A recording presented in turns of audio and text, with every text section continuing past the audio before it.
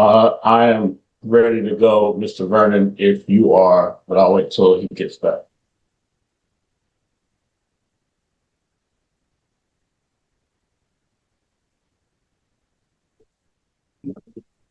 Okay, we'll wait to, well, yeah, I guess we'll wait till. Oh, wait, but you're on TV, so you just got a bunch of dead air. So, Okay, I'm ready, y'all. You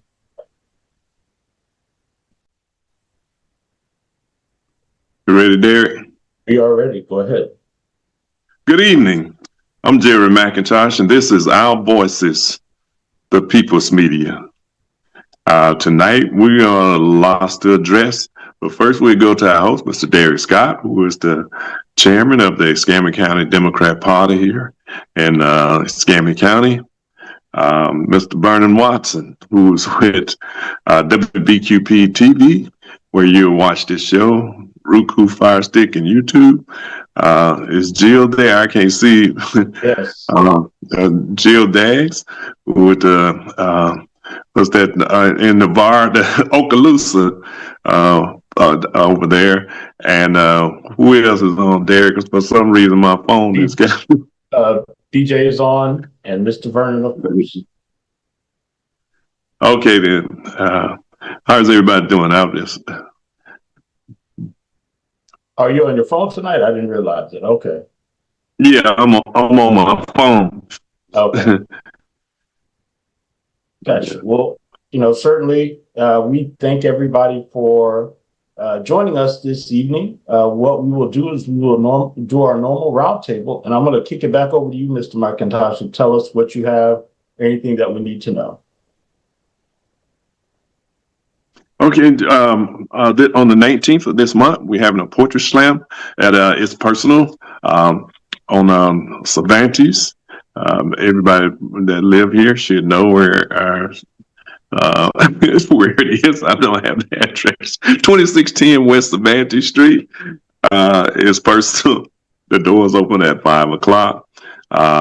We got a poetry slam, of course, and then our town hall meeting is on the 23rd, which is the third Thursday. I mean, fourth Thursday. I mean, fourth Thursday. I mean, fourth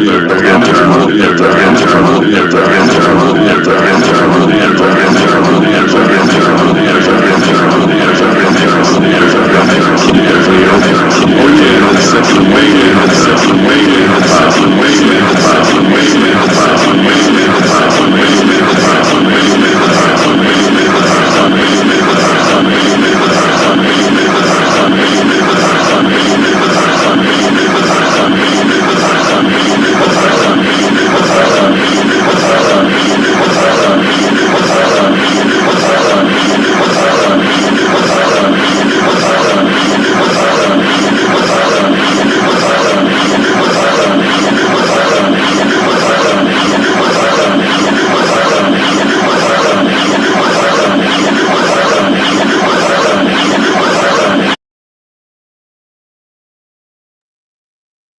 Good evening, everyone. Thank you so much for having me. I'm sorry I've missed you guys for a couple of weeks, and seems like you've done just fabulous without me. So I am glad to be back and hope that I'll be able to bring some fun to the discussion. For Okaloosa County, the first thing we have is on Tuesday this week, the Okaloosa Democratic Black Caucus will have their meeting via Zoom, and that will be at 6 p.m. And then on Wednesday this week, the Democrat Executive Committee will have their meeting back at Niceville in the City Council chambers on Parton Drive, where they will also have some guests from the state Florida Democratic Party. And then on Thursday, we have the Crestview Resource Center will be doing their drive-through food pantry. So we give the food out at 10:30, but I would get there no later than 9:30. And we do about 24 to 60, just depends on how much food we get in on Wednesday. So on Thursday, and you never have to get out of your car. We don't need ID or anything. There's a form that you fill out, and it's just so that we can continue to get resources to give back to the community. And then also on Thursday, the NAACP is sponsoring a financial planning. It's at Greater Peace Missionary Church at 6 p.m. to 7:30 p.m. And if you're interested, you can reach out to Stacia McNeese. And let's see, his number is 850-598-4838.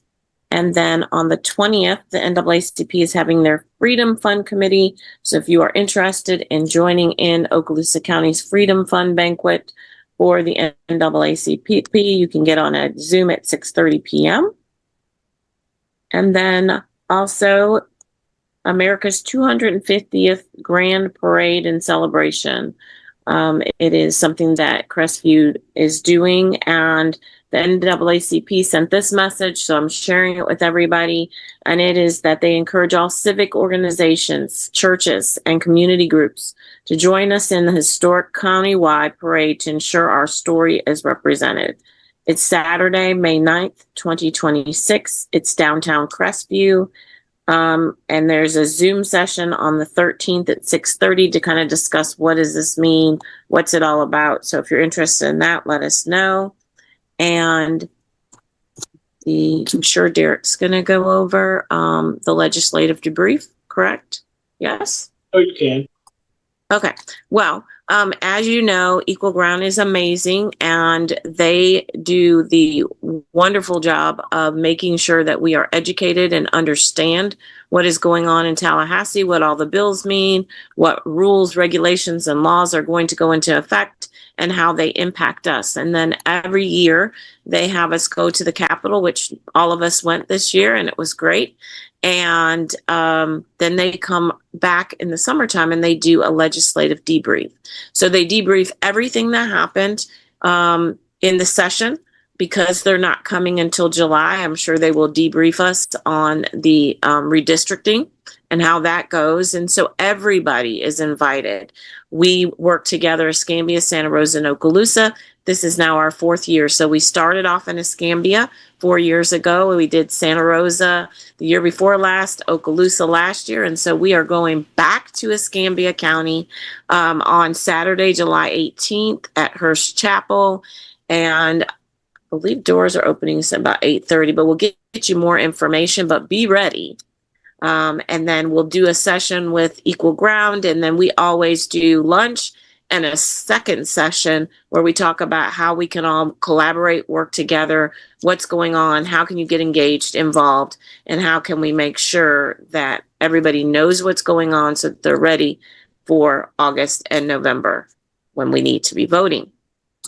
Also, there are several of us in Okaloosa County that are getting together, starting van training. We're a little bit further behind than Fabulous Derek and BJ, but we're going to do the work. We always do the work. We're just in a situation where our leadership is not quite trained. And so we have stepped up and said, we're just going to work outside and around and then back inside, whatever it takes to make sure that we can, get petitions signed for Gay Valamont. That's our biggest thing right now.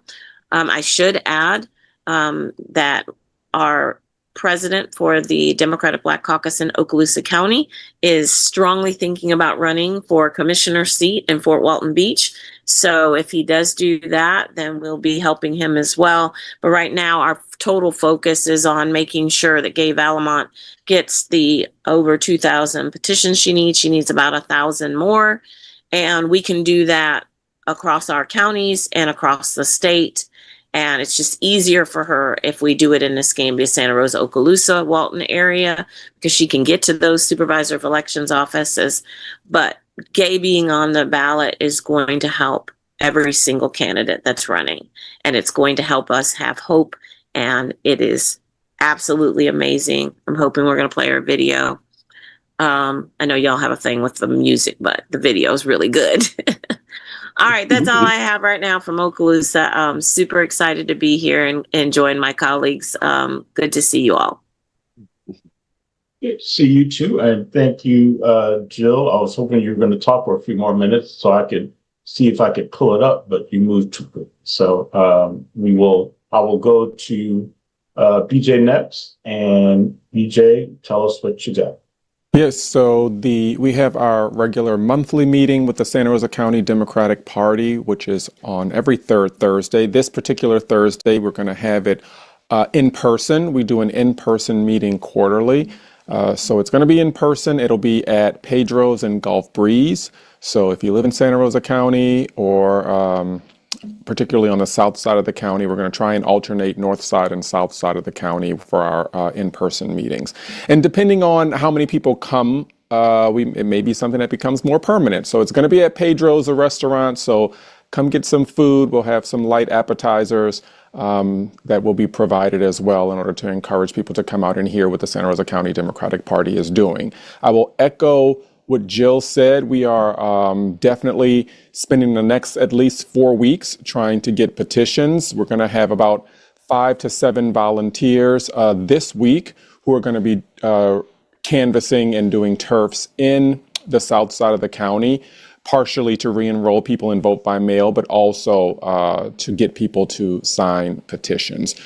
We are not having a Democratic Black Caucus meeting this particular month. They're usually on the third Tuesday of the month, but this particular Tuesday, we're not going to have one. But if you were really excited about attending that meeting, you can come to the Democratic Party meeting at Pedro's. We'll certainly discuss what's happening within the Black Caucus. And so you can do that as well. We're also going to be initiating a postcard mailing. There's a lot of people in Santa Rosa County who really are they are gung-ho about postcarding.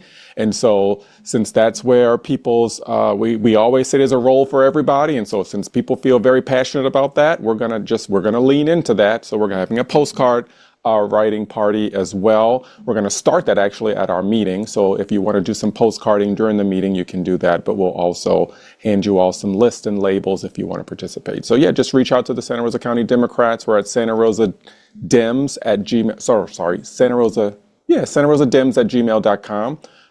And you can email us any questions you have. That's all I got. Great.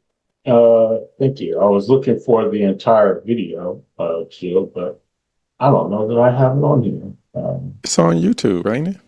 Is it? Oh, I got it. Never mind. Yeah, I got it. Let's see if I can play it for everyone. You can do your Escambia thing first. Yeah, okay. All right.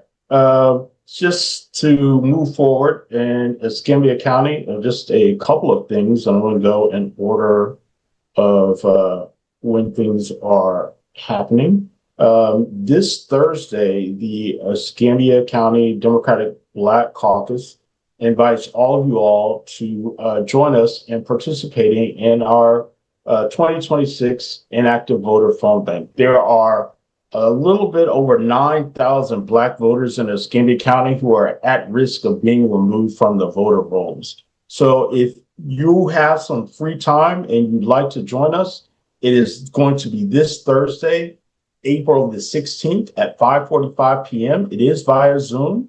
You can sign up now at the website as you see it below. I'll leave it up for just a moment. It's https://bit.ly/420 capital S, capital X, lowercase f, capital L. Please feel free to join us, or you can reach out to the Democratic Black Caucus on Facebook or on our email at ecdbc_, that's Escambia County Democratic Black Caucus, ecdbc_ at outlook.com, and ask and inquire about how to join us, and we can give you all of the information. There will be a brief tutorial on how to make the calls. It's very simple. All of us who have been on our show have done these phone banks, and we can all attest that they're simple. All you need is a telephone and a computer, and you just kind of sit there and wait for someone to answer the phone. You don't even have to dial phone numbers. You just sit and wait, and everything comes up to you live and on the phone. So please, if you have interest or you just want to know more about the inactive voters and what that means, please reach out and we'll be more than happy to help you out. As we move forward, this Saturday, which is April the 18th, from 9 a.m. to 12 p.m., the Escambia County Democrats will have their annual jumbo yard sale. This is an opportunity to come and get some good bargains. We'll have children's toys, books, clothing, small electronics and household appliances. When I say household appliances, I mean things that fit on the countertop, not refrigerators, not stoves, not vacuums or any of that nature, but certainly things that you may find that you need. If you need a crock pot, this might be the time to come out and find you a crock pot. If you need a blender, this might be that time. A NutriBullet or an air fryer, this might be the time to come out and get it. If you are spring cleaning and you are thinking about getting rid of some stuff and donating it to the Goodwill, we ask that you bring it to us that Saturday morning. We will be there at 7:30 a.m. and you can drop your stuff off. We will sell it for you. And of course, all of this goes to a good cause, and that's to get Democrats elected across the Escambia County. So whatever we can do, this will be the money that we raise will be put right back into getting candidates elected and all of our get out the vote efforts. So please make sure that you join us. Again, that is Saturday, April the 18th, 9 a.m. to 12 noon. We will have food or desserts and things of that nature for sale. So if you are hungry or would like a great dessert, come out and join us again on Saturday from 9 a.m. to 12 noon. Certainly this is going to be a fundraiser, but I think more importantly, we got to, as DJ will probably attest to, we got to replace some of the money that we spent because we had to pay for a super expensive audit or financial review for the Florida Democratic Party and the laws of the state of Florida require. And where we usually pay $200 or $300, we had to pay 8 times that this time. So it's a little bit pricey, but we're going to do that. So speaking of, I want to go ahead and play. I found the video. Yes. Okay. Okay.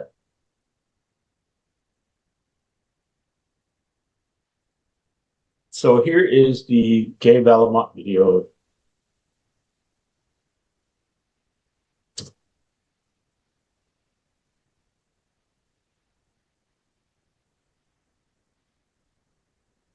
We can't hear it. Thank you, BJ. Hold on. I forgot to share this up.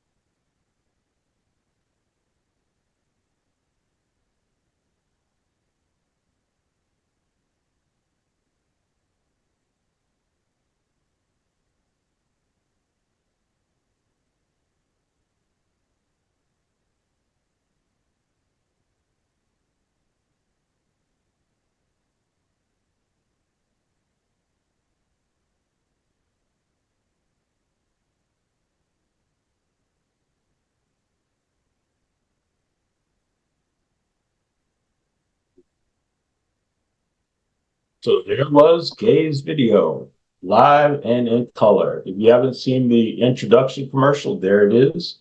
We hope that you like it. Please come out and sign a petition for Gay. and do all of the things. And it was signed a petition for all of the candidates, really. We have some in Escambia County that are still petitioning to get on the ballot. And by petition, so everybody understands what that means, the state of Florida makes candidates and people who are interested in running for office, they make them pay. And the fees are exorbitant. They're in upwards of thousands, not like 8,000, not like 500. It's like $4,000 and above to run for office. And the way that the option to get around that is you have to collect petitions. So that allows you to collect wet signatures from registered voters in your district, in your area, so that you can qualify without having to pay the money to do so. Now, don't get me wrong, the petition process is probably just as grueling as paying the money, because you have to collect a whole lot of petitions. So if you see somebody who comes to your door, knocks, and asks you, hey, can you sign a petition? Do a favor and just sign the petition. Doesn't mean you have to vote for them. Doesn't mean you're obligated to support them or that you endorse them. It just allows them to get on the ballot. So we'll ask that you do that for us, please. And that's all I have. Mr. Vernon, I don't know if you had anything. If I heard you since you came back, if you had anything that you wanted to share. Okay. All right. Before I turn it back over to Mr. McIntosh, I wanted to kind of highlight, and then I'm going to kick it over to BJ to talk about something that we had that I think was amazing that we were able to do just this past week. And for those unaware, I know that you guys are used to seeing us on Our Voices every weekend on Sunday evenings, but we are, Gay Valamont had a brainchild, and she wanted to create a blended show, and we've been working on this, and it finally kicked off, what was it, last Wednesday? This past Wednesday, and it's called The Blueprint Live. And that show is going to be airing on Mondays at 7 p.m. Our next show is what did we say, the 20th? Is that the right date? April the 20th at 7 p.m. The show features Gay Valamont, who is the lead on the show, our very own Dr. BJ Brunius, me, and it is moderated by Sunshine Moore. Some of you may know Sunshine as a radio host. You also may know her from her show, Sunshine's Corner. So BJ, talk a little bit about the show and what's your thoughts, and then I'll cue up a clip. So I thought the first show went pretty well. I am really learning that, Mr. Vernon, I don't know how you do it, because it is really, really hard to be a producer, to run the tech, to also be on air. It's not easy to do that all at one time. So I envy that you can put this show on every Sunday and it go off without a hitch. But yeah, I think the show was great. One of the things that Gay Valamont said that she needed, or that was missing in the few times that she's run, the 2 times in the past, is that there really isn't a huge amount of media. All the media that she got, she had to pay for it, which means she had to buy commercials, she had to purchase ads. And so there is, particularly in our area, there just isn't a lot of what they call free or earned media opportunities, because we live in the Panhandle, and a lot of our media outlets are owned by right-wing conservative corporations. And so she was like, it's one of the things, one of many things that we needed a Panhandle, but having media in the Panhandle was one of the things that left-leaning, liberal, progressive, Democratic candidates can go on. So it's similar to Our Voices, which is also, we call it the people's media. And so it's just another form of media that Democrats and left-leaning candidates, I mean, we open to other people, but who knows if they're going to come.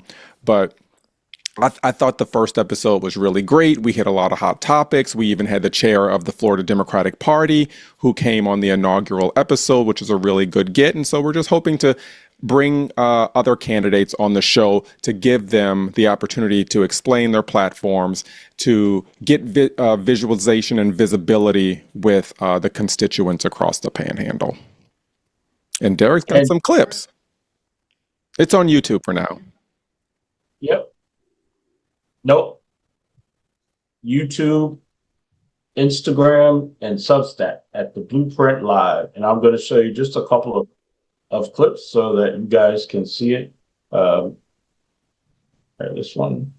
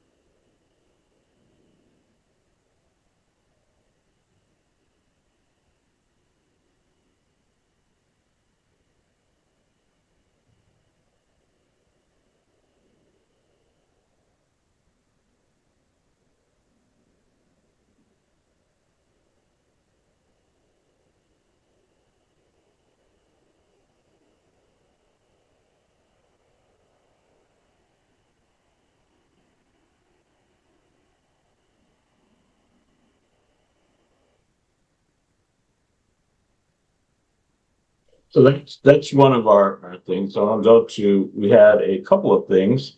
Here's the second of.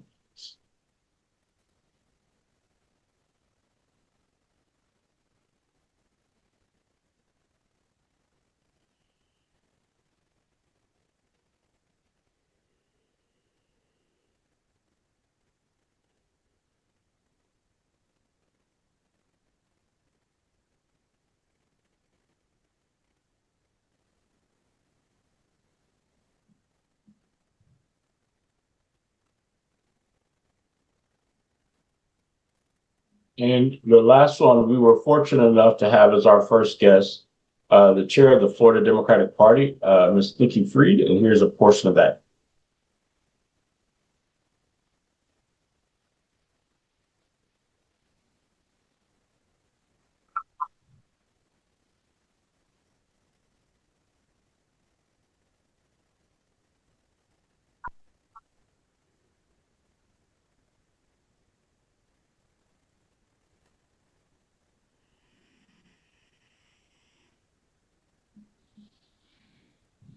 So there are just some of the clips that we are. If you are interested, and we ask that you like and subscribe to our channel.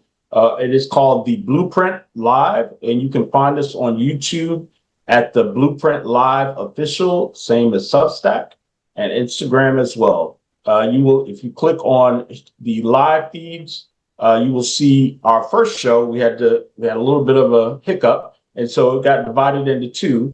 So you'll see the first show in the live streams. And then if you want to hear more from our wonderful, illustrious chair, Nikki Fried, you can watch that interview there under videos. But please, we need all the help that we can get. So please like and subscribe and share the content with us. We also are on Facebook. We just can't stream live to Facebook yet until we get over a certain number of followers, and that's that's for X as well. And TikTok. You have to have a certain number of followers in order to be able to stream to those platforms. So it's really important that if you see the content, that you not only like it, but you also hit follow, so that we can get to the number of followers we need to be able to stream on more platforms. And PJ, correct me if I'm wrong. We're also on Spotify and Apple Music as well. Is that correct? We are. We just uploaded the audio version of the podcasts on all podcast platforms. So you can go on Spotify or Apple, and we're there as well.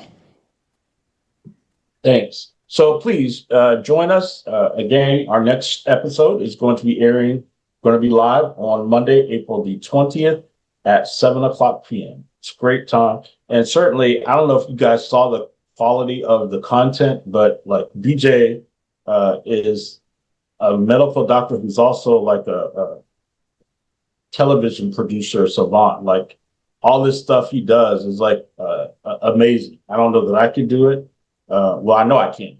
Not even I don't know. I know I can't do. We would have just a regular old thing, and I'd hold up a sign that said blueprint. But you know, he's been able to produce some amazing stuff, and he's hard at work. So certainly we appreciate his efforts, and we ask that you join us. Now I'm going to turn it back over to you, Mr. McIntosh. Yeah, it's interesting. I'd like to. I didn't get a chance to see it yet, but I definitely want to watch what y'all are doing on the podcast. That's great. Uh, just-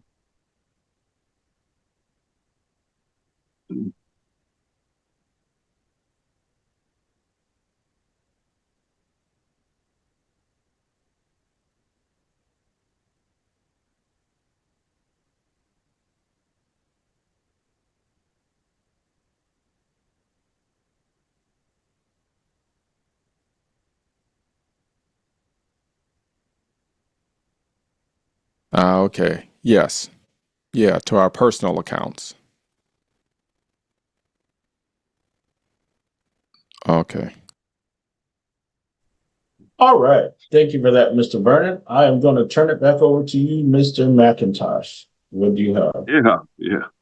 Just want to. I was looking at the news today.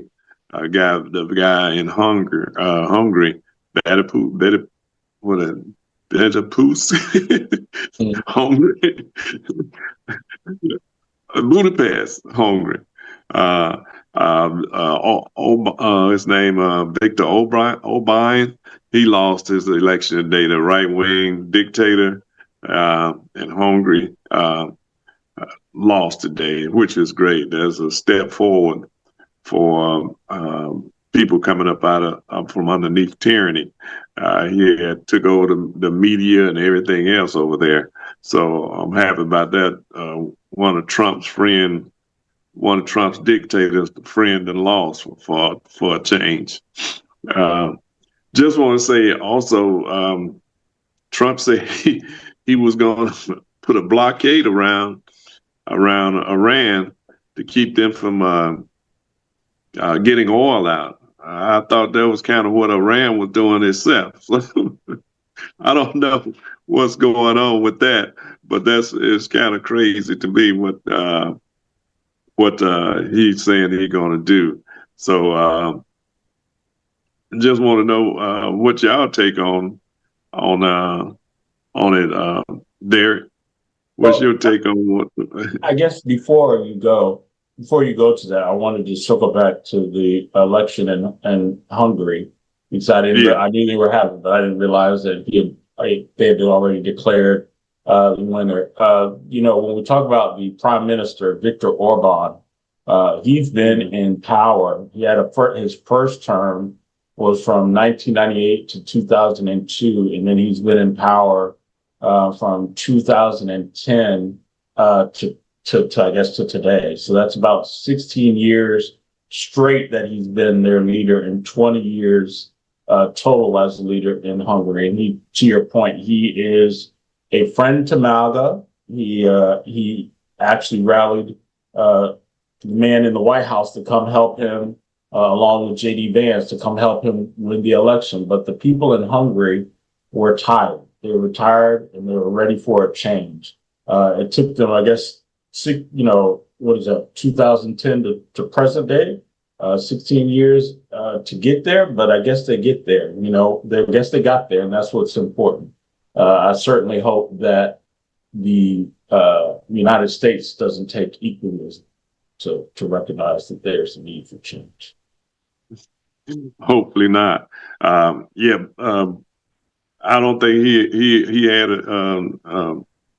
any dream that he would be losing this time. But all over the country, I mean, all over the world, people are having second thoughts about the people that they have elected, and so when you see these things happening, maybe it will inspire some people, some of the other people here at home that's supporting Trump to help end this nightmare that is taking place in America. But that was a good win for for the center left, because that's what they call themselves, the center left over there. So I'm happy about that. Also, I know this is beating a dead horse, but we haven't gotten any fertilizer out of the Middle East yet. So, but I go to BJ and let it see what he's saying about what is happening over there in Hungary. I was trying to look up and see how much he lost by, because it looks like, what, 53%? That ain't too. I mean, that's still close. That ain't a landslide. But No. a win is a win, like they say. A win is a win. And but the thing is that the potential, what can sometimes happen when these things go down is that people get comfortable. And so usually when you have communities or populations that get comfortable because they think we've gotten him out and our work is done, you can probably only get comfortable if this was like a 80-20 type of thing. But a 53-47 means that all the momentum is going to be on the other side to regroup, reload, recharge, and come back at this again. That is going to be similar to this country. I think I have hope, I have to have hope that we will have a similar reaction to this fool in the White House. But it's going to have to be a landslide. It can't be no 53-47 type of deal if we want to send a clear signal that this is not the direction we want this country to continue to go in.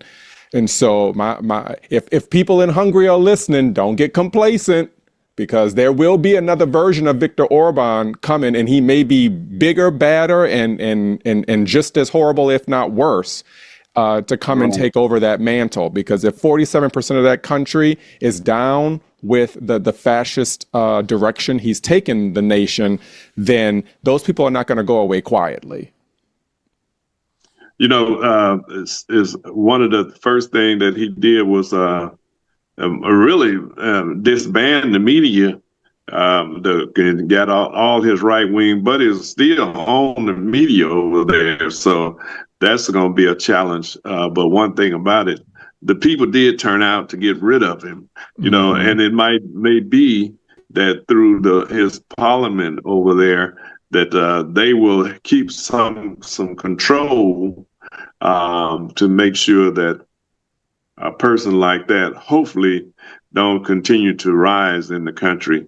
But the parallels are frighteningly the same from there to here with Trump.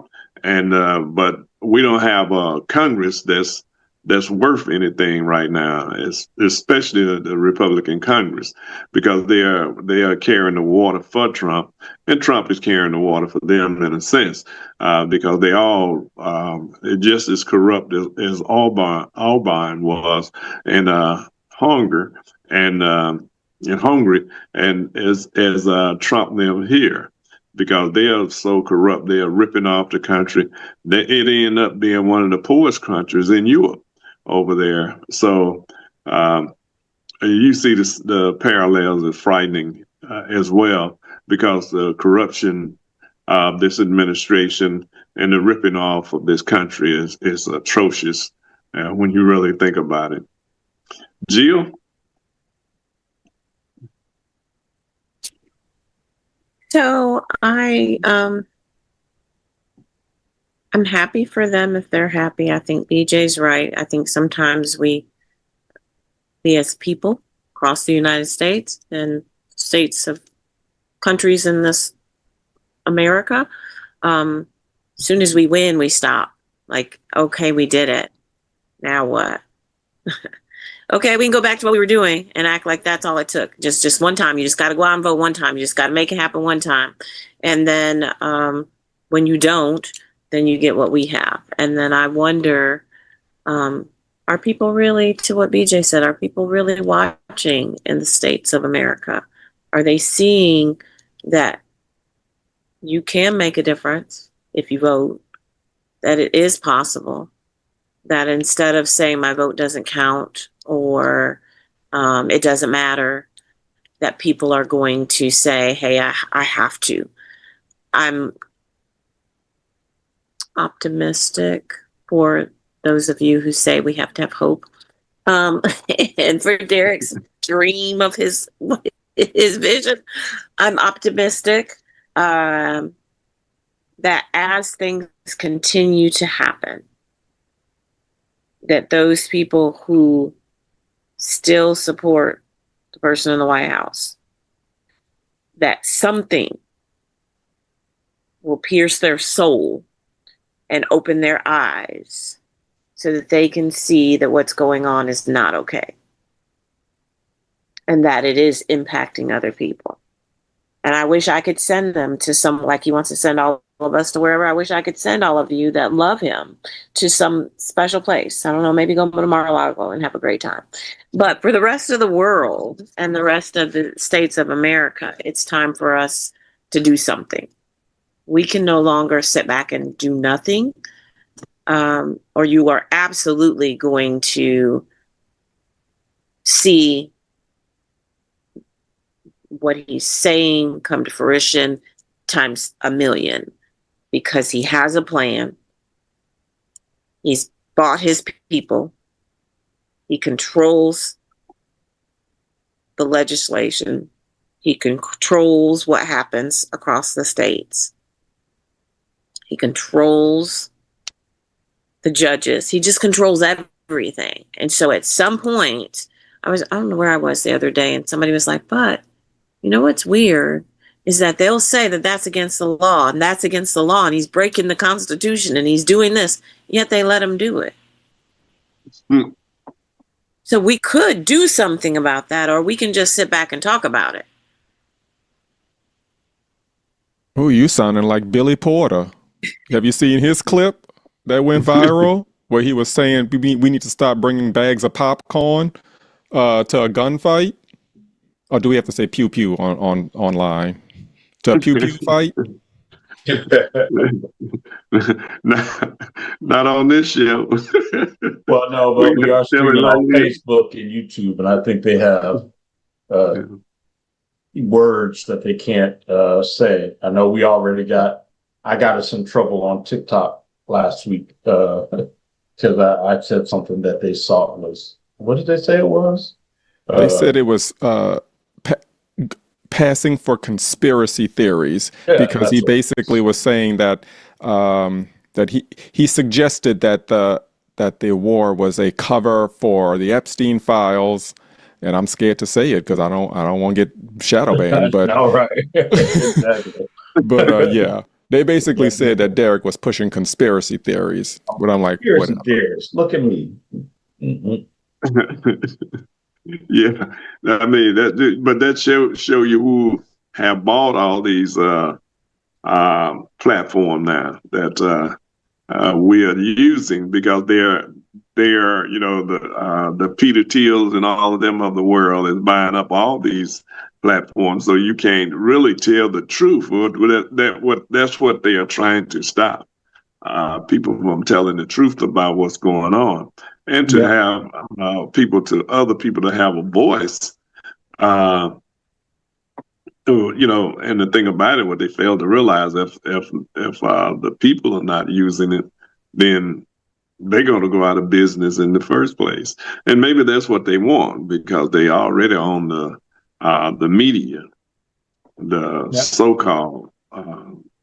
so-called mainstream media that's been they took control. The right wing have taken control of that, and they're trying to take control of all of the social media platforms in the country as well. Yeah, and they're making great strides at it. Yeah, not to take us out. I know we were talking about Hungary, but you just made a point. Since we're on the topic, I'll just say it. Like this past week, CNN was broadcasting on air, and they were talking about the war in Iran, and the host of the show literally said, I forget the lady's name. She said, "Oh, the Israeli government doesn't want us to say this, so we can't say this on air." And it was like, wait, what happened? You you can't say what now, like, because who said what? Like, oh, okay, which to the point, I didn't know we were so indebted to the Israelis that our media and what we can and can't say through the press is being censored to that point. But it is crazy. What I wanted to share regarding Hungary for those who are following it closely, it says, with more than half of the votes counted on Sunday evening, which was yesterday, I guess technically for them, TISA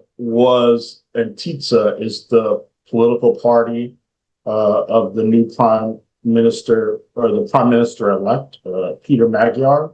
They are going to control 135 of the 199 seats in parliament, leaving the Fidesz, FIDES party only having 57 seats based on where they currently stand.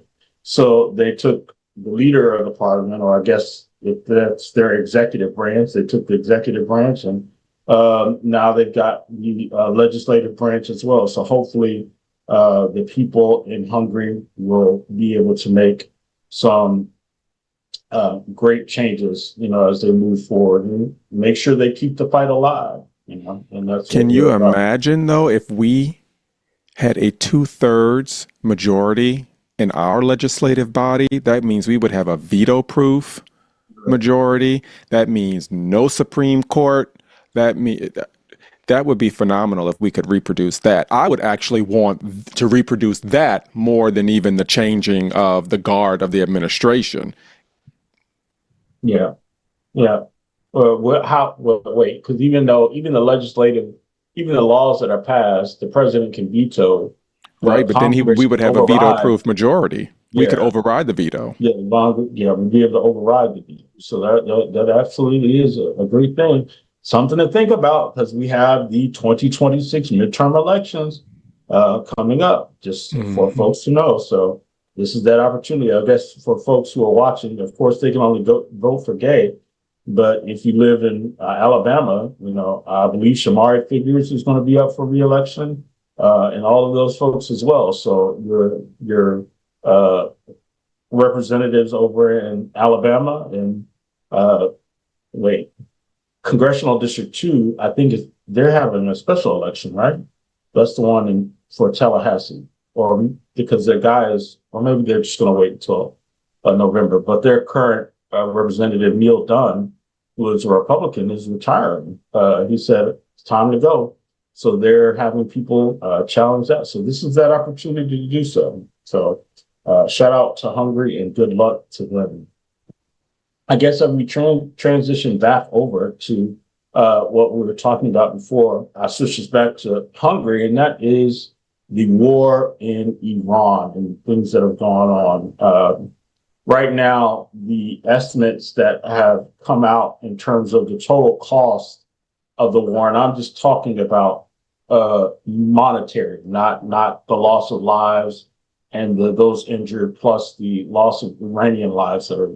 I'm just looking at the U.S. cost of war monetarily is estimated to be about $45 billion. That this war has cost the United States taxpayers, and that's a significant amount of that. And so, with that, they were in the middle of peace talks, but the man in the White House proved once again. Not only is he a failure at business, but he's a failure at leading. And the peace talks stopped, and Iran is leading and what they are looking at. And so the man in the White House threatened to block the Strait of Hormuz. But let's talk about a little bit about what some of those things did. Now, if you remember, there was an existing deal with Iran that was brokered by our very own forever president, Barack Obama. And if you recall, the man that's currently occupying the White House said, oh, that's a horrible deal. He lambasted President Obama for unfreezing $1.7 billion of Iranian assets in that deal. that they were being able to give. Did anybody see in his infinite wisdom in his New Deal, how much did you guys see how much he unfroze for in Iranian assets?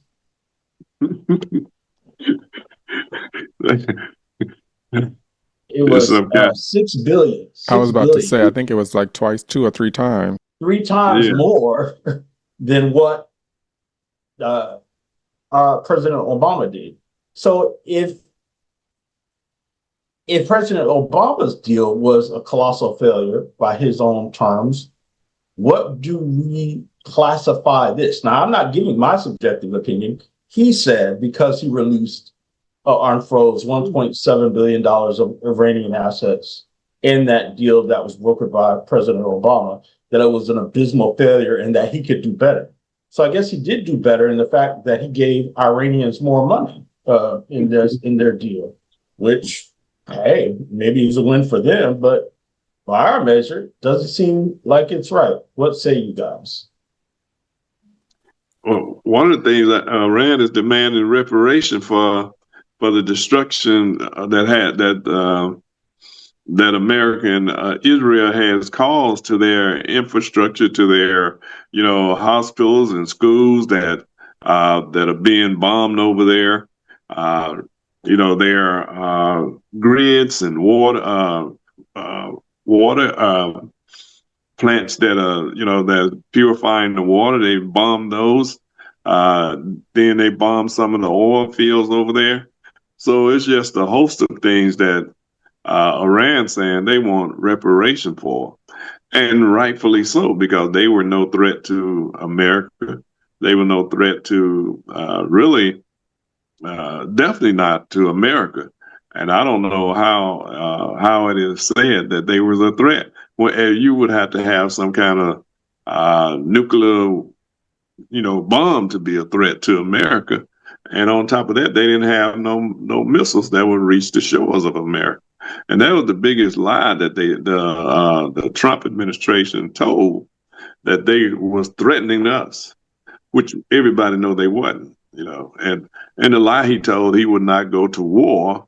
He told that lie over and over again while he was campaigning, and even when he got in the White House, he was not going to be tied up in foreign wars.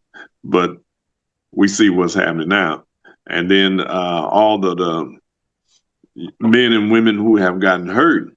Many of those, many of the resources, when they come back, it's going to be cut off because he done it. He cut it off.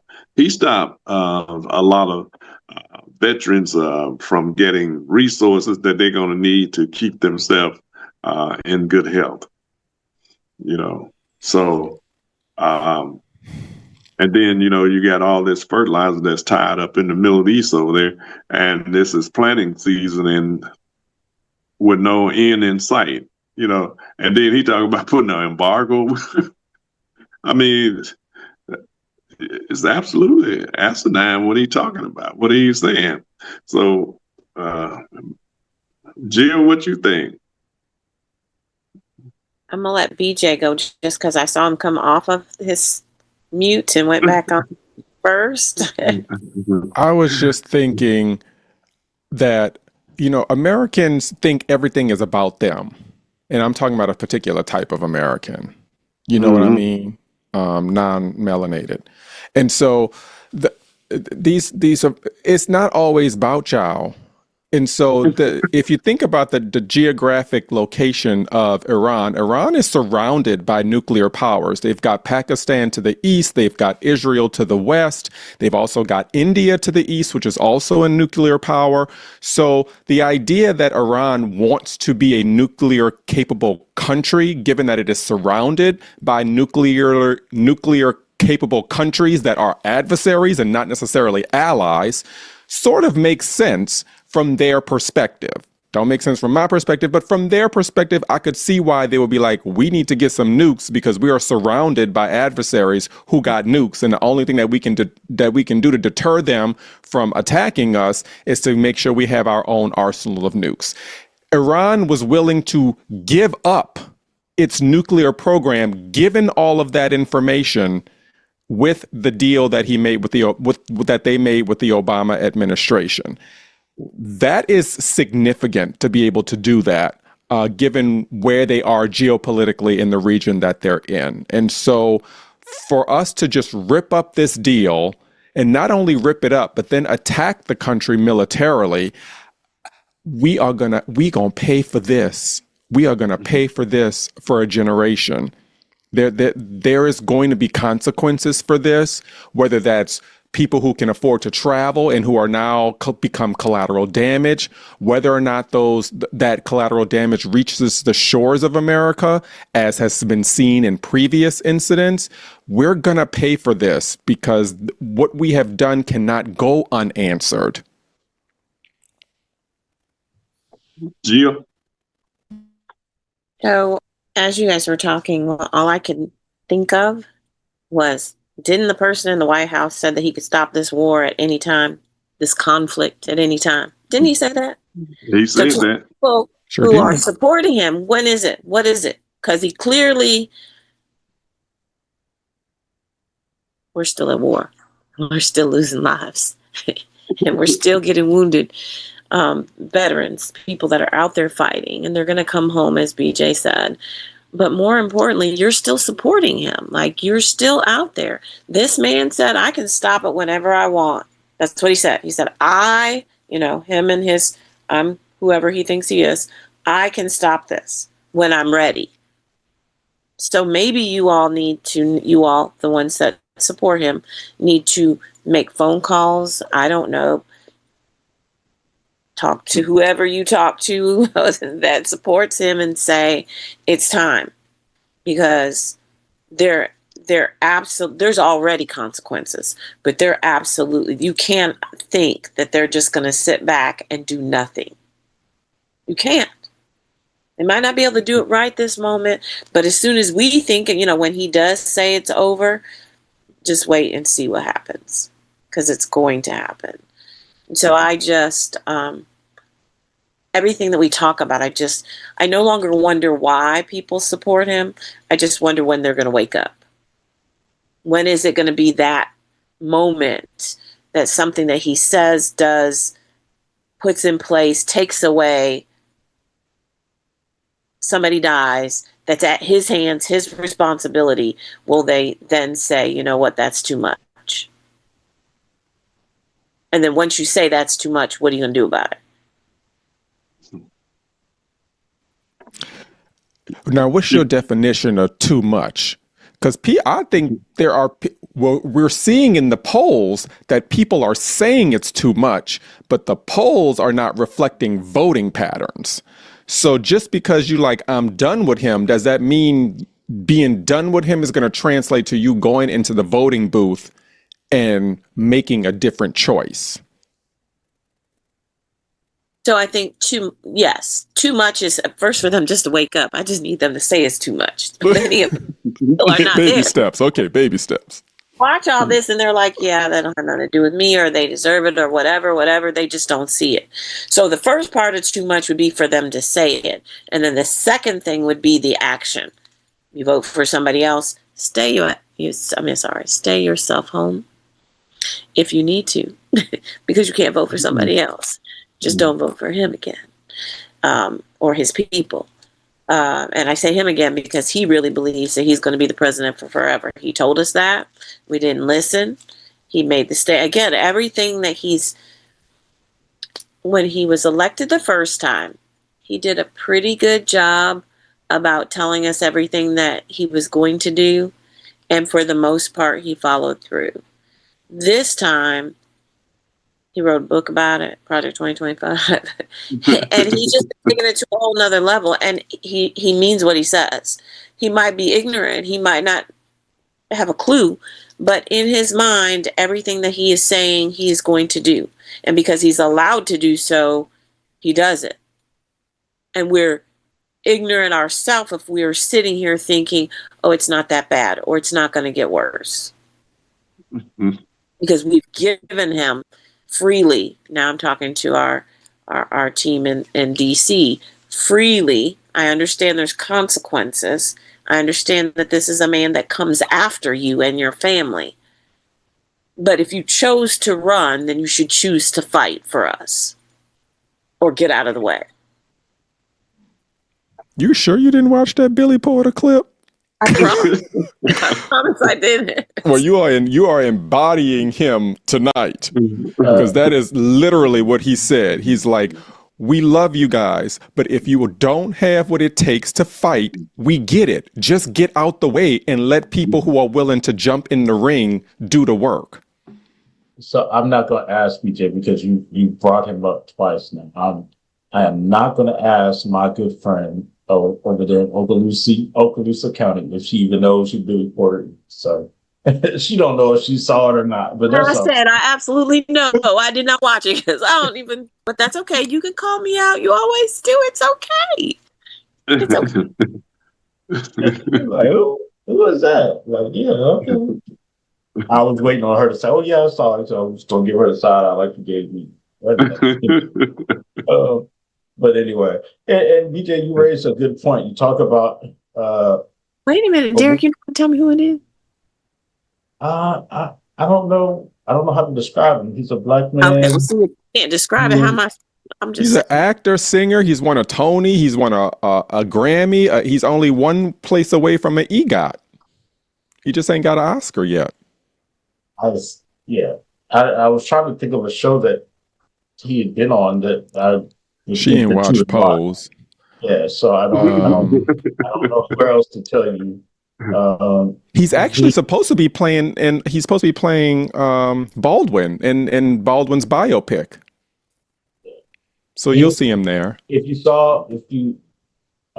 in the Google, if there's a viral clip of him where a news a correspondent was interviewing him, I guess on the red carpet, and he was talking about Nicki Minaj. And they asked him about Nicki Minaj, and he goes,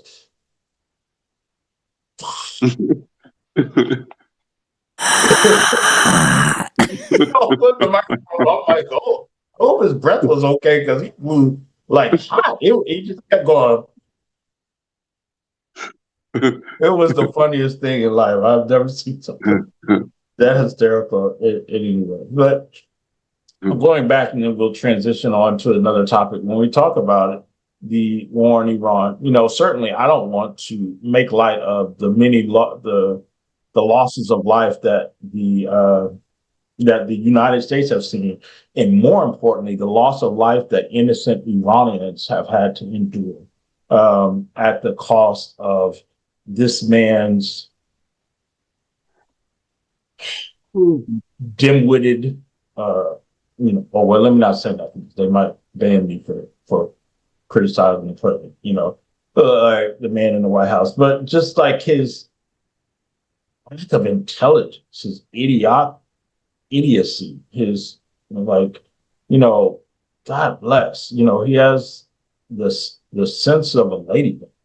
He's just not very smart, and the things, and he's proven to be an inept leader, an inept businessman. And I guess I wonder how much more do people need? You're paying over $4 a gallon for gas for something that does not need to be the case. Like, how much more do you need? And then it's going to go up because according to the sources included in this deal, the Iranians are still control the Strait of Hormuz. I always get weird when I try to say it. And they're going to be charging $2 million per vessel to cross the Strait of Hormuz. $2 million. Not to mention $1 per every barrel of oil. So you got $2 million plus, I don't know how many barrels of oil tankers carry, but I'm assuming it's a lot. That's a lot of money, which certainly means that the cost is going to be passed back to the consumer, which means that your gas prices are going to continue to skyrocket. All the while, Iranians, they get a great deal because they're getting all this money and we're paying the price for some half-assed decision that the man in the White House made that is costing all of us. And this is not going to be, contrary to his opinion, this is not going to be a short-term hurt. This is going to be long-term repercussions that people, the United States and its citizens, are going to be feeling for quite some time. Not only just the U.S., but other countries as well. They're going to be feeling this for quite some time. You know, Derek, Jill said, we're going to have to pay for what we are doing. We are now and going to pay even more. If you hear what Jerome Powell said, as far as the economy, the world economy and the economy here in America, he said it's going to get much worse. Mm-hmm. And so because we are $47 trillion in debt and we only taking in, I don't know if we're taking in half of that or not. So, and he was saying that it's just going to get worse and worse. And that anybody that still support this person, something is wrong with them, because they're not only are they hurting, his administration hurting the world economy, but they are devastating the economy here, and it's going to be even more devastation when you can't get food to the table because of the high prices, and people that's going to be these truckers that are going to go out of business because they can't afford to the high cost of the diesel that's needed. And then there's going to be a shortage of things to haul because people are going to stop buying in the future because they're just not going to have the resources or the financial wherewithal to do it. So it's going to devastate the economy. But once people start pulling back their finances, that means more job losses are going to happen, especially in retail and all of that. Car, auto business. It's going to devastate the American economy and the world economy at large. And that's why I'm glad you brought that point up, because when that fool said that he was going to bomb their civilization back to the Stone Ages, it really is like an example of how America at large thinks. This is a like 4,000 to 5,000 year old empire. They're like, we survived the Stone Ages. we think in centuries. We don't think in election cycles. The same thing with China. China's like, y'all worried about 2026. We worried about 2150. And what is China going to look like in the 23rd century? While y'all still worried about what y'all going to do, what y'all going to do in the next census in 2030. And so it explains actually the entire American psyche of thinking in sound bites and thinking of election cycles instead of thinking in terms of long-term survival. Right. And go ahead, Derek. No, go ahead. Oh yeah, I was going to say he's right about the long-term thinking of other countries. The Persian Empire has been around way longer than America has been, like you said, for centuries, thousands of years. So, and they survived all this time. And they agreed to not build a nuclear weapon, because of the deal they made with President Obama. And that Trump went and tore up, and now we all paying a price for stupidity that is rampaging America because the morons are running in the White House. Should we be thinking about them raising the age to join, to enlist, as well as the automatic draft? Are people making too much about that? I don't think nobody's saying anything about it, that much. But the draft period should be a concern to everybody. Well, so it's great that you segue to that. Let me just read some of the comments from our Facebook live stream, and then we're going to segue to that. It's one of the things. Armando Grundy Gomez says some of the costs are 16 aircraft, over $4 in gasoline, 13 service members killed. And then there's a push for a return to the draft. And we're going to talk about that in just a second. This is Israel's war. It's time for Congress to explore reducing military funding to the state of Israel, significantly reducing funding. And another cost of war are the veterans who come back. And remember, the Secretary of Defense is pushing for a predominantly non-melanated arms forces. And Armando puts in the chat for Jill, www.billyporter.com, so that you can go and check it out, just so that you know. Drink the Kool-Aid. Stop it. Stop it. But to your point, I don't know that if you guys are unaware, I mean, if the viewing audience, because you kind of alluded to it, but eligible men in the U.S. will be automatically registered for the military draft beginning in December, according to the agency that oversees the draft registration. So typically we know it as the Selective Service System, or the SSS, which maintains that database, is now going to work with federal bodies and agencies to automatically enroll people in the draft. It's important to note that the U.S. has not had a draft since 1973 during the Vietnam War. To reinstate one, Congress would need to amend the Military Selective Service Act to authorize the president to induct personnel into the armed forces, according to the SSS. So that's what we're doing. So right now, for those of you guys who are not even 18 to 25, they raised the age, right? So it's now, you can get drafted, 30? They raised the age. I thought it was 42. 42, I'm sorry, 42. Yeah, they raised it from 35 to 42. So if you in that category, they might sign you up. One of the benefits of being old is that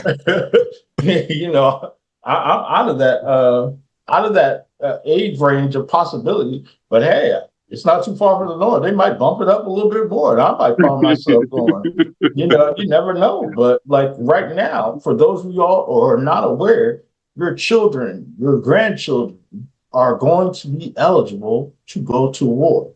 Not even a war because they signed up to be in the U.S. Armed Services, but because they've just been automatically in. This is absolute chaos, and it's been. And just think about it. If you're 41 years old, you got you better have a rush birthday this year. Because if you're 42, they can still get you. So, but it's really sad that we have resorted back to talking about the draft, and for what kind of wars are we intend to be fighting in the future that we have to have the draft? Do they think that fighting in Iran is going to be a long-term deal?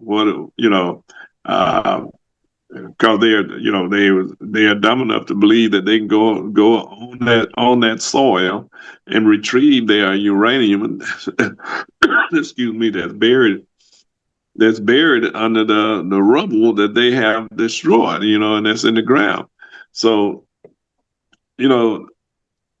I feel sorry for those soldiers and Marines and special force people that has to go over there to risk their lives for something that was totally unnecessary. Totally crazy when you think about it. That it's going to totally mess up our economy. Food prices and everything else, as we said earlier, is just atrocious. And Italy and Great Britain and all of them, he was talking about, he's been doing all this big talk about pulling out of NATO, and then was over there begging them to help. And they're saying, no, we're not going to do that. You didn't consult with us before you did that. You can't fly your planes out of our bases over here. And now Rubio trying to make he was on Fox trying to make the America look like it was the victim by saying that, the people in NATO don't want to do what, in other words, what Trump asked them to do. Trump run the Republican Party. He don't run the world. So because of their lack of courage and, manhood and womanhood in the House and in the Senate, Trump just running over there. And I don't know what the reason is. I guess he probably got something on them too, because Epstein had stuff on probably all of them. So I don't know. And then nothing. But I'm looking at nothing but cowards. If you're unable to do the legislative work that need to be done, they need to resign. So somebody else that has the wherewithal and the ability to do it should be doing it, rather than have these people sit there and do nothing but capitulate to Donald Trump. And it's not doing us any good in this country. As a matter of fact, it's destroying the country, and it's already tore the country apart. They already doing almost damage that's going to take years and years to recover from. If not generations. I mean, I would think that at generations at this point. And we live in a unique area because we have the highest concentration of veterans, definitely in the state, but the second highest concentration of veterans in the nation. And so I unfortunately have a very unique insight into what happens to our veterans when they encounter the healthcare system. There are obviously a lot of physical things that can happen as a result of being in war, but the amount of mental health issues that we have in this area would astound you for veterans. The amount of divorce and family separating and people not having relationships with their children. You just have to think about when you're on your 5th, your 6th, your 7th tour, that just takes a toll on the best of marriages. And so the amount of divorce and family breakups and mental health issues in this area is extremely high. So there is a high cost to pay when we put our active duty military in harm's way irresponsibly at that. The consequences, particularly in this area, I think that we're going to face are going to be huge. And I want to tell one story that I did not even think of when I encountered a veteran. A veteran came in because they saw a dead deer on the side of the road, and it caused a lot of panic and anxiety, and brought that person to the emergency room, and I happened to be the doctor. And that veteran told me, we always think about, the people who suffer when things are bombed. But when you bomb countries, he said, you don't realize that there's actually animals that live there too. And he's like, you don't realize the number of dead animals with missing limbs, animals that are screaming on the side of roads because they were just happened to be around in a blast. And so he said when he saw that dead deer on the side of the road, it triggered, him seeing a cow that was missing its back legs, that was just screaming and wailing on the side of the road. And so we don't think about the things that we put our veterans through.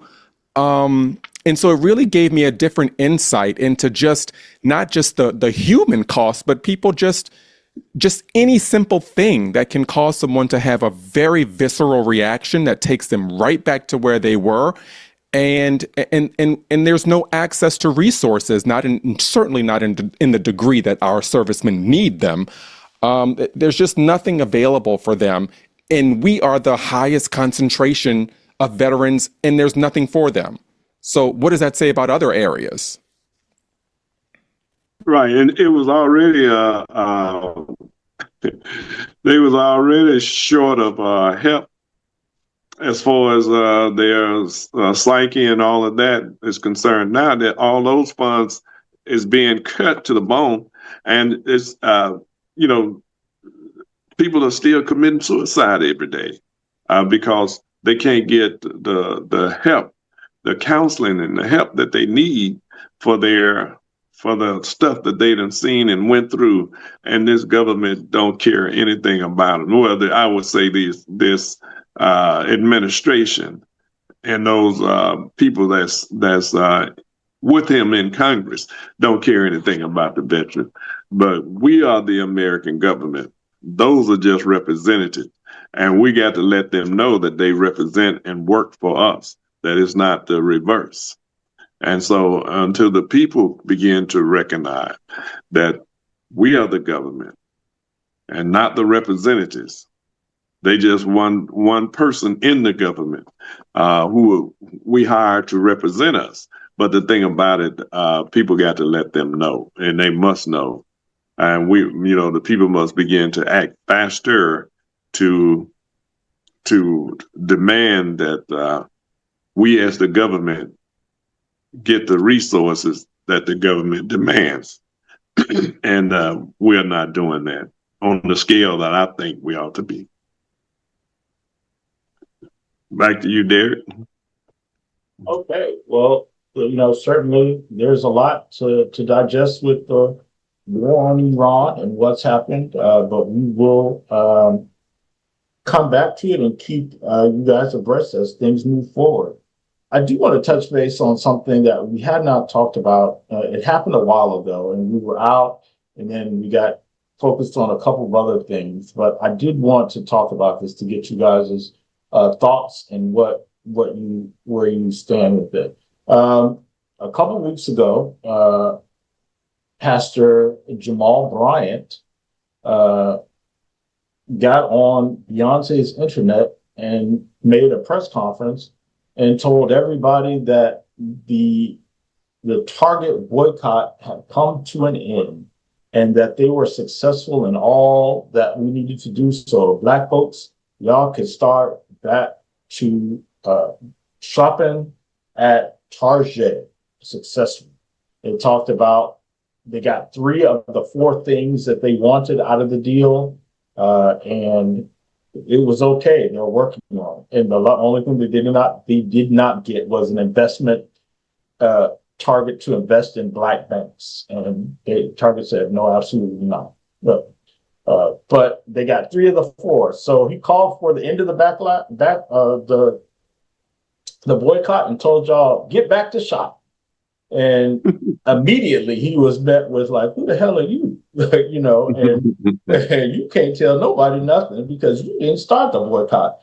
The organizers of the boycott were 2 Black women who initially called for the boycott. So Pastor Jamal Bryant was in no place. I guess he self-appointed himself the leader of the negotiations and the organizers of the boycott, and was able to call for it. And Black women across the United States said, if you don't sit your Black ass down someplace, you don't run nothing over here. We go back when we want to go back, and it ain't over because there are still 300,000 plus Black women who are unemployed. What are your thoughts about that? Was he premature? Is there still work to do? Where do we stand? It's definitely still work to do. I think he probably should have consulted with Nikki Levy Pound them out there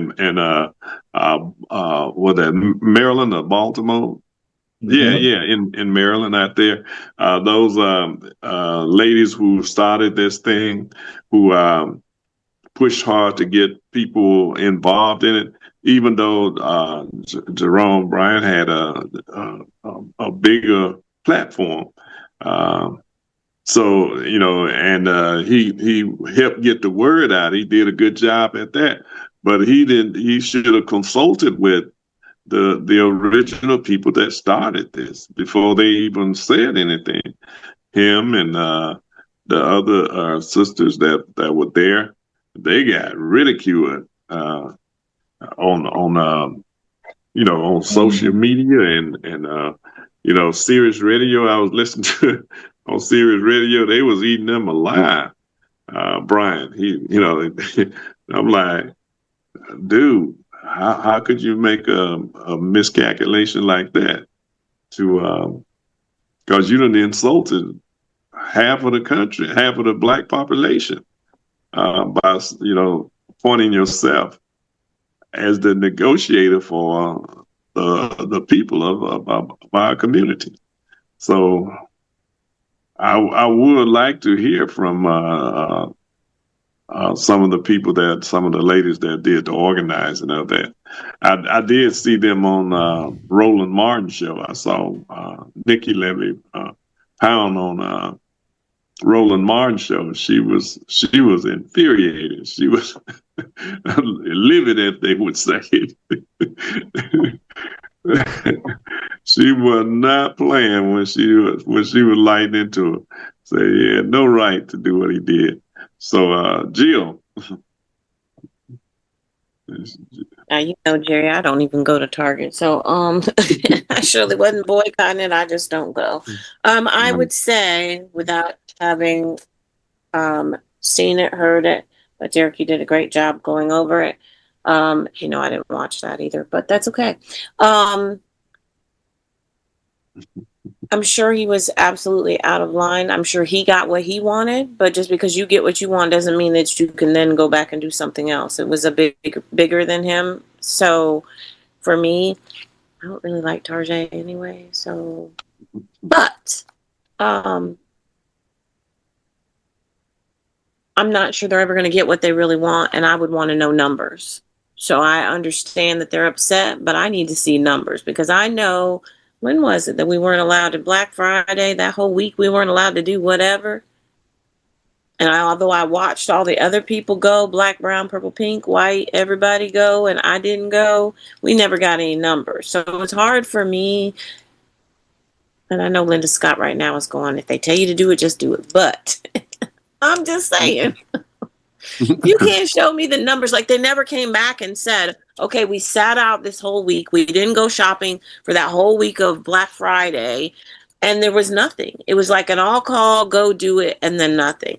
So I'm going to tell you that I know many people of color that are still going to Target. So I would want to know, what's the what's the impact? What's the real impact? Obviously, it was something, since he said he got 3 things out of 4. If they really said it, I love the way Derek depicts stuff. So he's like, they said, no, they ain't going to no black bank. So if they really said that, then you'll never need to go to Target. How about that? Let's be clear. They said, then the answer is, we'll never. If that came out of your mouth, Yeah, well, then we'll never need to go to Target. Yeah, Period. so I don't know that they said, hell no, we ain't doing that. But I'm just saying, they did say no. I want to be clear. I don't want to be anybody to think that Target said, hell no, we ain't doing that. I don't know what they said, but they said no. So to me, no and hell no, we ain't doing that. It's the same thing. But just to be clear, let's just be clear on what the 3 things that he got that he publicly acclaimed as the wins. It was a completion of the $2 billion commitment to Black businesses. He said that Target had confirmed that it had filled about 95% of its pledge to spend $2 billion with Black-owned businesses and would complete that.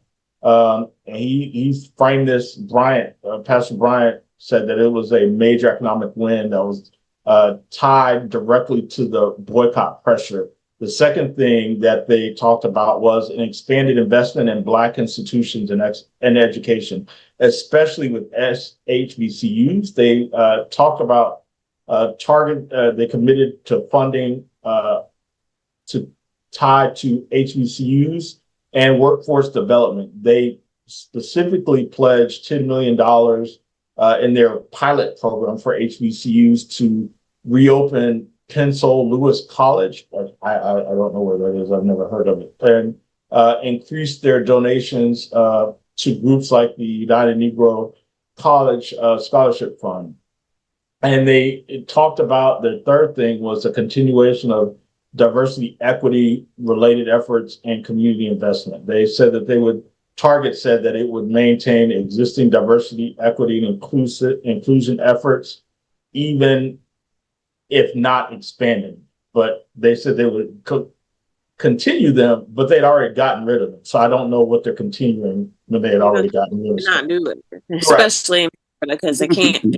So for the first thing, I would say when. So when is all that money doing whatever? Right. The And thing I would say is, I think that giving back to the United Negro Fund and all that's great, but how is that helping the shoppers? Like, I don't know that I benefit from that. I want them to help the big, but what about the everyday person? yeah, And again, since they're not going to invest in our banks, I'm out. Like, I'm on Shark Tank. I'm out. I saw that interview on Roland with Of course. I thought it was clear she was angry, but there's a difference between anger and unhinged. Yeah. I felt she was a little unhinged. And I was like, if you were the face of this movement, I wouldn't follow you. I was like, you could probably there's some things that she could probably learn in the movement space from Pastor Brian, and there's things probably that Pastor Brian could learn from the movement from her. I think they could have learned from each other. She could have learned some discipline, and he could have learned to shut up. Because particularly because Black women are the primary shoppers for people who share families with Black women who have they tend to be the head of household. They run the money.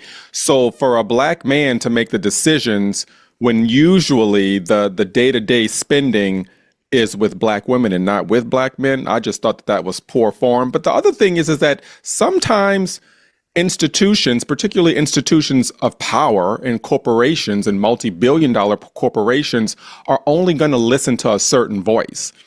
And if she was in the room acting the way she was acting on Roland Martin, I could tell you she ain't getting in many rooms to do no kind of negotiations. Not like that. And I'm not trying to say she came off as an angry Black woman, but I can definitely see why she probably was not getting what she needed. She was not getting even in the room to negotiate with these people, probably. Not if she was carrying that energy.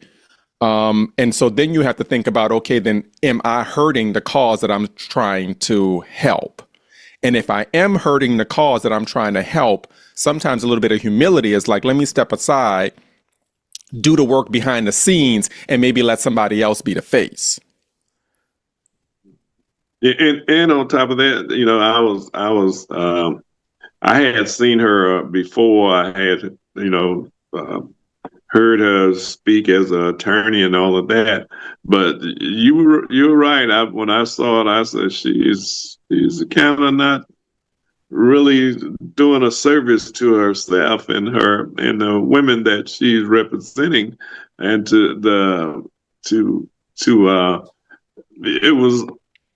it was really hurting her cause. In other words, I agree. Yeah, it was hurting, and I saw that she didn't. It was on Roland's show, but she didn't took over the show. And Roland was trying. Roland was trying to be very gracious. Yeah, but she was. I'm like, come on, sister. Yeah, but it was passion. It was a lot of passion. And, sometimes passion can be, when you're very passionate about something, it can be read differently. So obviously all of us here believe in the movement. I'm just wondering, they didn't already put their stake stake in the sand. Why are you trying to run after them? They didn't already told you how they feel about the initiatives that they were doing. They like, we not doing that no more. So I'm like, at this point, why are we trying to run after Target to get them to do something that they don't want to do? We can invest so much more energy in cultivating our own, but we trying to go and convince white folk to do something that they telling you they don't want to do. Yeah, and it was a lot of time invested. Even though Target, they lost somewhere around $14 billion in sales when it first started. Their stock market value dropped about $12.5 billion. Yeah.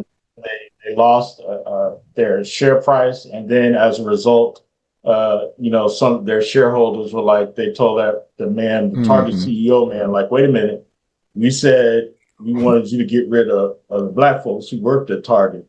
we ain't say we wanted it to be at the detriment of our stock value.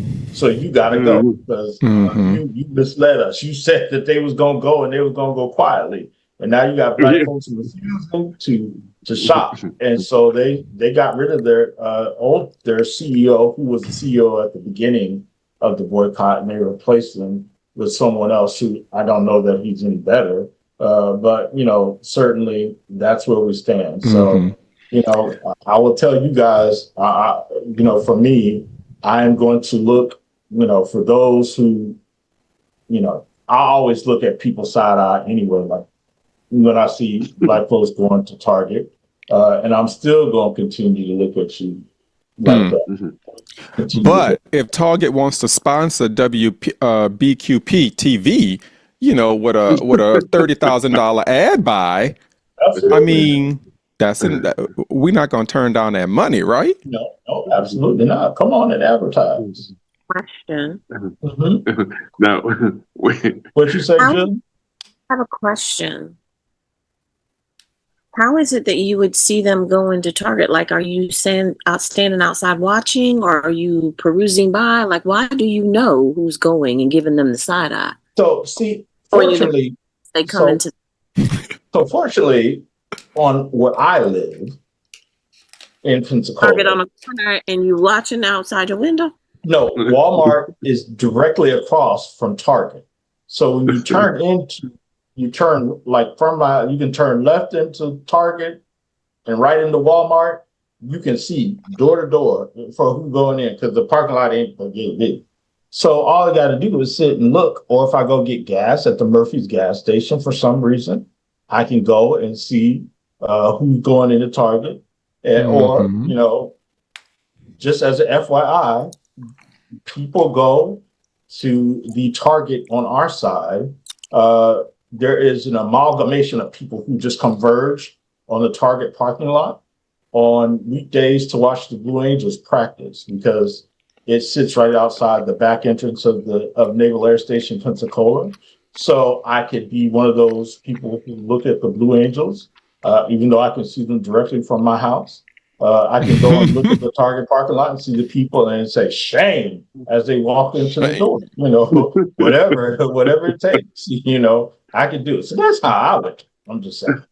That's what I wonder. Well, in Escambia, you have it like that. In Okaloosa, the one Target that we have is like tucked way behind. Like you would have to be there to see somebody go, or to be doing traffic down 98 to see them turn off at the light.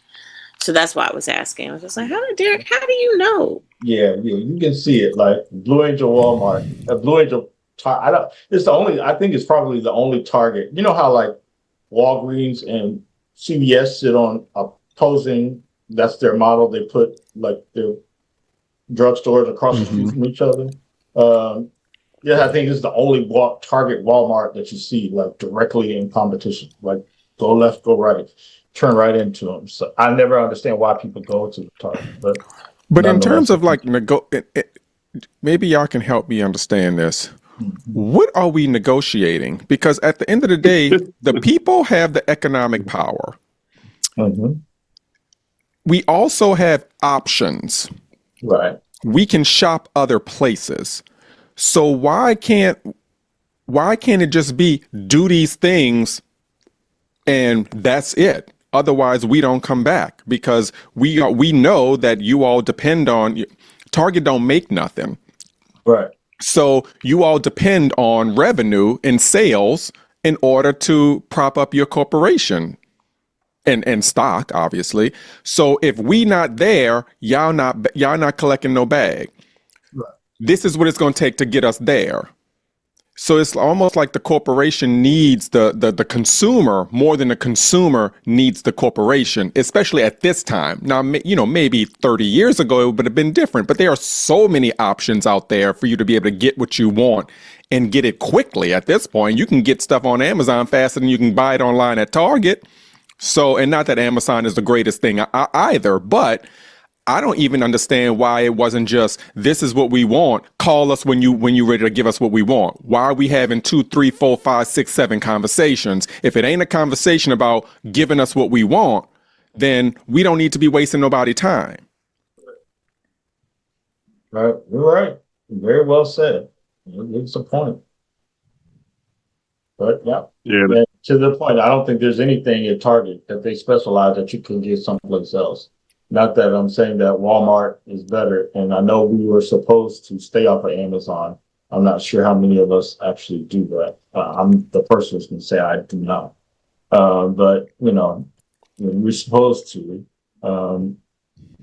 It's where we are. So shop at Target at your own risk. If you're in Okaloosa, risk. yeah, if you're in Okaloosa, Jill won't see you, so she won't talk about you. I don't know where Target is in Santa Rosa. I'm sure y'all got a lot, but No, they only got one. Oh, there's only one Target. Oh, Yeah, it's in Pace. oh. So I don't even have to worry about it. It ain't even nowhere near me. I don't have to be tempted. Yeah. So, moving on, we have, I guess, to add a little bit of levity. Well, no, let's talk a little bit about the ousting of that lady in the office of the Attorney General, Pam Bondi. She is gone. I made a TikTok and somebody said the language on the song. I thought it was funny, but people were like, "Ooh, the language of the song," but I'm like, it was suitable.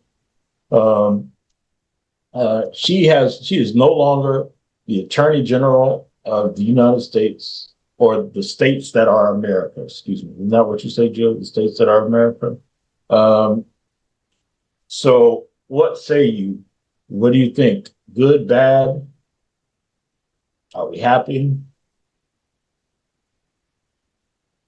I'm happy. I always get very uncomfortable dancing and celebrating people's downfall, because I just feel like karma is too strong. But that being said, she was certainly not qualified for the position that she held, and certainly her behavior in the first year that she held that position did not demonstrate to us that she could even learn on a job to understand what it's like to be the country's chief attorney. She was basically the Mango Mussolini's chief attorney, and so I wasn't like trying to celebrate externally. Internally, we could have that. That's what my therapist is for, to get me right with the Lord. But externally, yeah, I was just like, you know what? So nice to see you go. I'm telling you, I know I was glad to see her go, because and it's some more that need to go. I mean, the whole administration really need to go. The whole regime need to go, but she did everything she could to cover everything up on the Epstein files and everything else that she could do. And then going after people that haven't done anything. If Trump said that that person was his enemy, she was sending people after the FBI and everybody else. You the chief law enforcement person of the country. You're supposed to be independent of the president. You're supposed to be able to, if necessary, indict the president of the United States for wrongdoing. But instead, she went there to continue to help him be involved in wrongdoing and covering it up for him. And it done backfired on her now. And they are still saying she's going to have to come before Congress, because they have subpoenaed her. And they're going to put her on the oath to testify about what she knows. And I imagine she's probably going to be one of them that take the fifth. But, she going to have to go before the Congress and, tell, some of the things she know anyway, which is she might not tell anything, because she can take the fifth, because it's a right to do that. But it's their right to go after her accordingly. Yeah. Are you ready? Can I just share? I hate to say, I don't want to be accused of spreading another conspiracy theory. But I'm gonna give you my hot take on this. Right. Oh, I'm interested. So again, Pam Bondi, in my opinion, was not fired because of her how she was doing a poor job, not because she was, you know, her appearance in front of the congressional hearings was outlandish. It's not any of that. It's because she was given a subpoena by the oversight committee to come and testify, right, about the Epstein files. And Right. the man in the White House said, "Oh, if I fire you, you don't have to testify.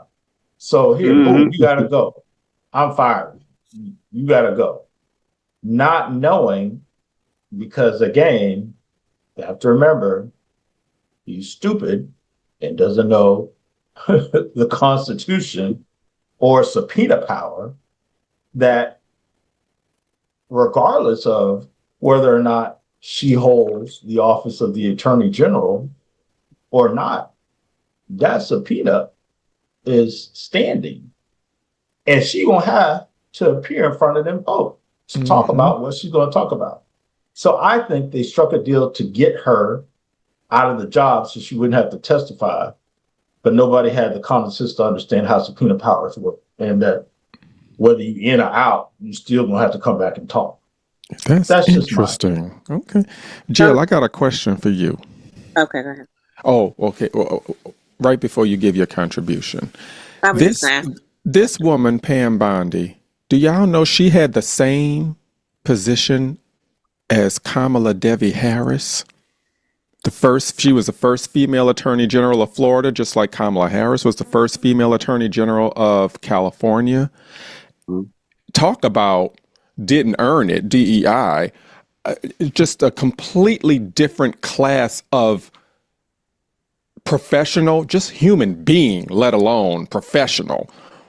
I'm just wondering, Jill, from a female perspective, do you have that same, like, you know how like when black folk do some stupid stuff and it get exposed and we just like, why couldn't it be somebody? Do you have the same thing like in terms of women, when women get into these really important roles and then they go and do a Pam Bondi and you just like, why it had to be a woman that did this?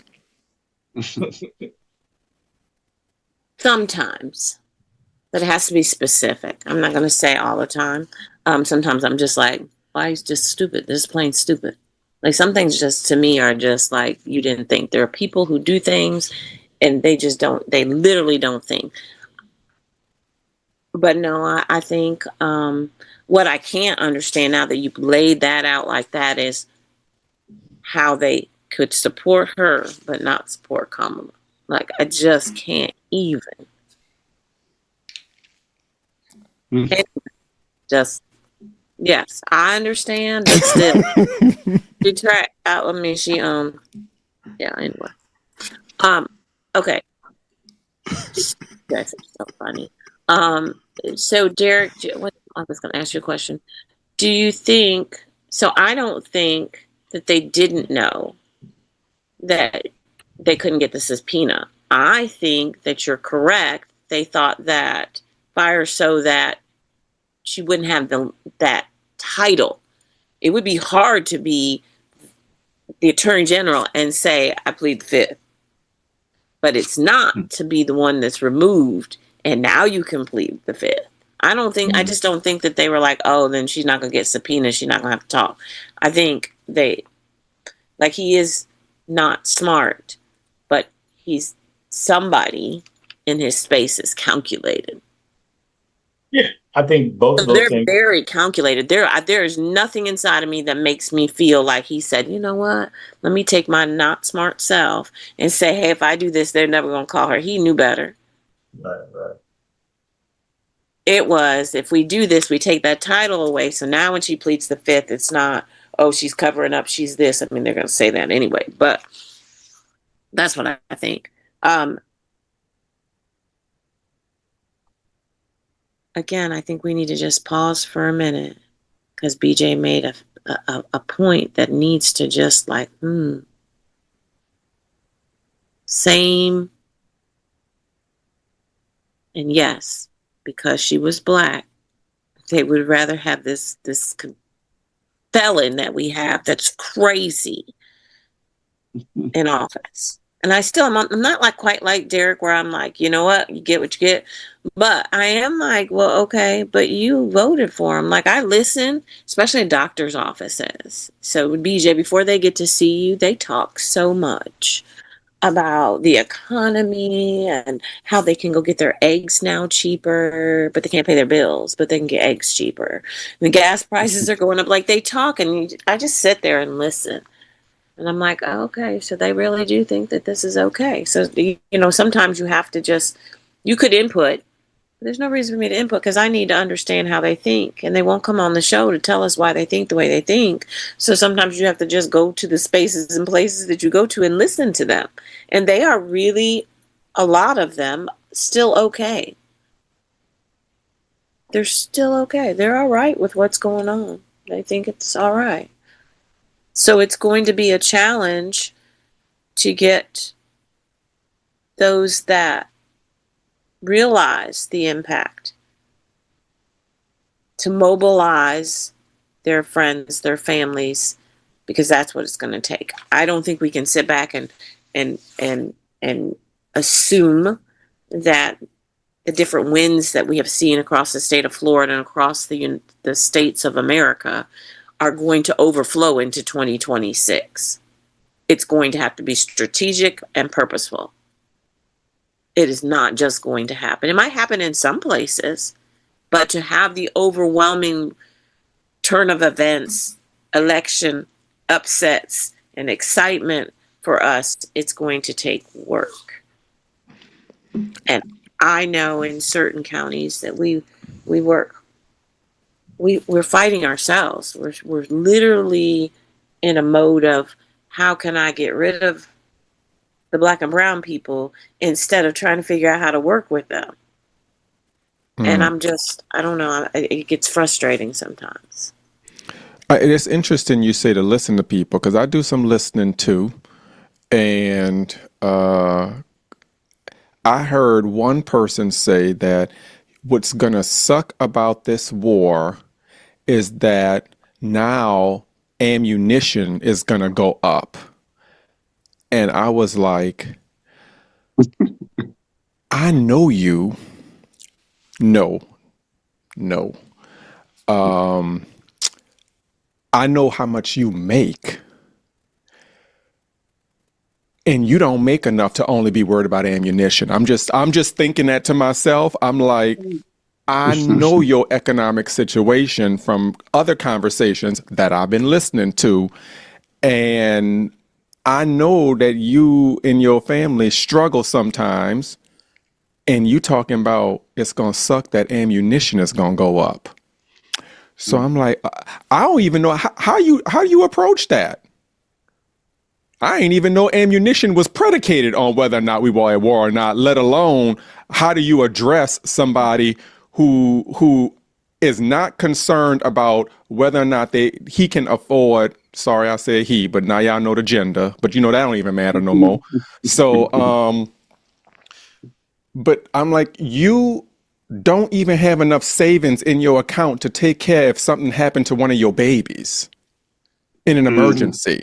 Or if your child got diagnosed with leukemia and now all of a sudden your wife or you got to be out of work to take your child to MD Anderson to go to do chemo. But you worried about how much bullets cost? Okay. I don't know how to have conversations with them people, and I don't really know if it's my ministry. I hear you. That's the only thing they had to worry about was some bullets going up. And they probably spent $70 just get gas to fill up the tank if they filled it up.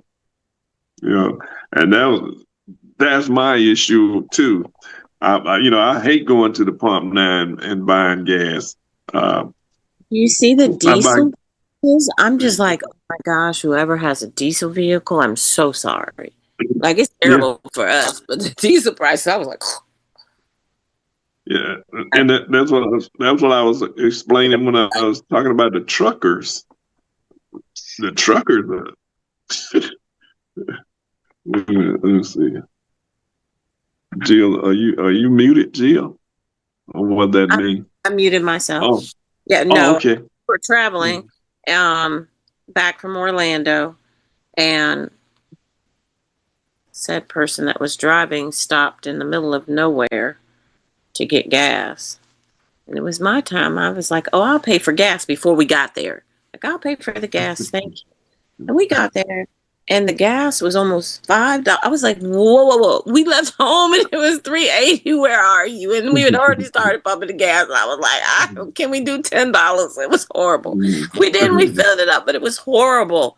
And I got back home and it was not $5. And I was like, you need to pay more attention when you are driving to go where everybody goes and not just stop off at an exit where they know they're the only person there, and therefore they can charge whatever they want, because if you're stopping, you need gas and you don't care if it's $4, $5, $6 because you need gas. We didn't need gas that bad, in my opinion. Now, we might have, I wasn't driving, but I can't.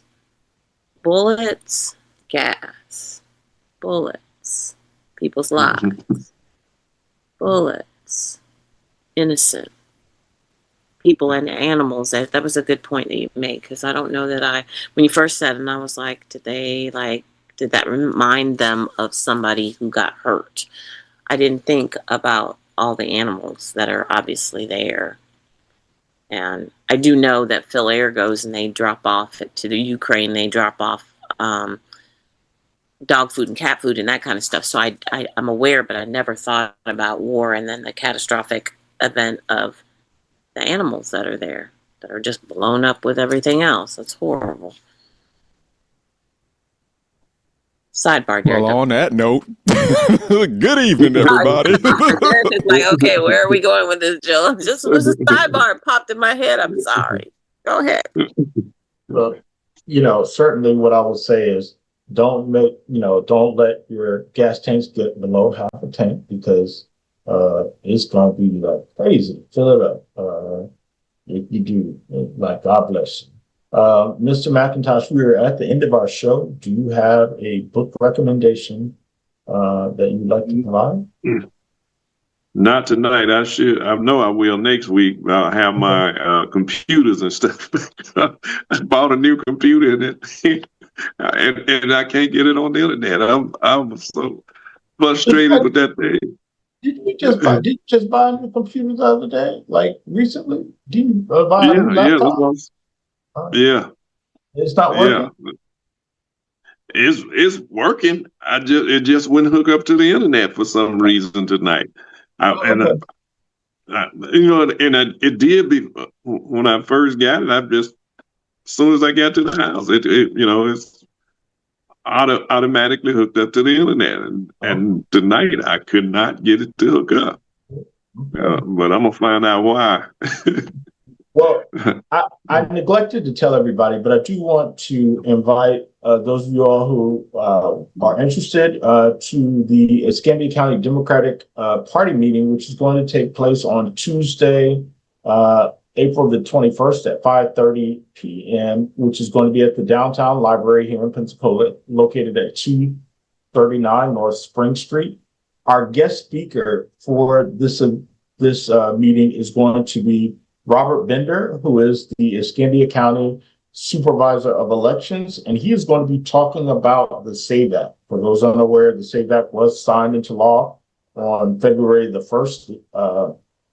And so we want to talk about how to prepare, and we'll talk more about that next week, about how to prepare to get ready. But if you are interested in hearing from the Supervisor of Elections on the SAVE Act and what that means for you as a voter, please join us for our meeting. Again, that's Tuesday, April 21st at 5:30 p.m. at the Downtown Library, located at 239 North Spring Street. We certainly thank you for joining us this weekend on Our Voices. We look forward to seeing you next week. Have a great week, everybody. Take care. Don't let your gas tanks get below half a tank. Have a good night. Good night.